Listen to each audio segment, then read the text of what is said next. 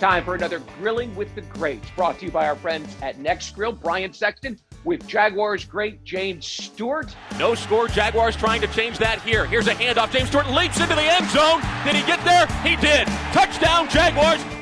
I am making something today called Oktoberfest kebabs. There's a little kielbasa, a little potato, a little onion, nice little glaze. I don't want you to drool all over your keyboard, but I think this is going to smell really good. Tell me, you never really have left Jacksonville. You came back after your career in Detroit and made this home. Why? I did because I like the small town feel of it. And like I said, I think that was the best thing for me when I left college, to come to a small town feel, because that's what I'm used to. Instead of going to like a big time place like New York or someplace like that, I think I would have been a little bit lost. But coming here allowed me to settle in, and me and my wife loved the area, and we decided to stay. That game against the Eagles in October of 1997, 5 touchdowns, still a Jaguars record, probably always will be a Jaguars record. Tell me about that day. Were you in a zone, and what did it feel like to walk off knowing you had scored 5 touchdowns? Well, you know, this is a team sport.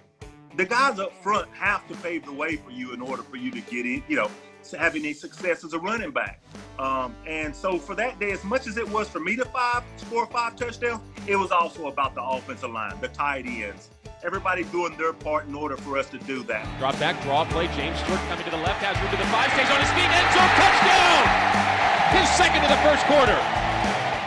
Which season do you remember more fondly? 96, where you guys came from nowhere and stormed the league, or 99, where you were the best team in football all season but came up just slightly short? I would say 99. And the reason being is that I think we knew we were the best team in football. We were the team. And so we had the bullseye on our back.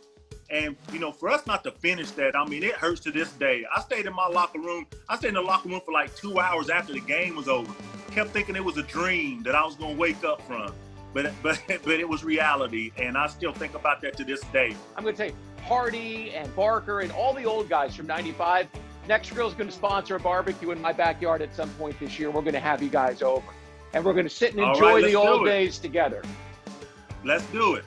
That's James Stewart, folks, brought to you by NexGrill.